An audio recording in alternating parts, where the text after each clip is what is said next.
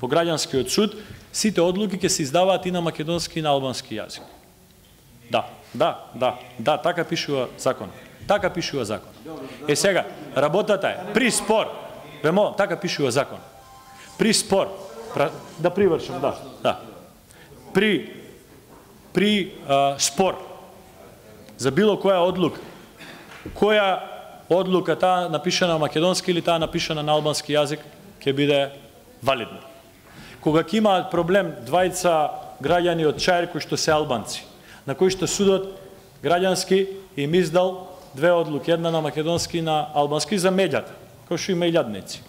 Која одлука? Едниот ќе му одговара едната, нема идеален превод. Нема идеална идентичност во два јазици.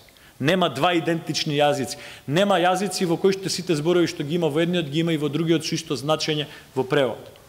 Кога Основен суд Скопје 2 ќе издаде две одлуки, една на македонски, една на албански, на обичен албанец од Чаир, двајца обични албанци од Чаир, може да се случи едната одлука, она напиша на македонски заради една запирка, не заради повеќе, или заради еден сврзник, и да биде повеќе во полза на едниот граѓанин албанец од Чаир, другата одлука да биде повеќе во полза на другиот албанец од Чаир.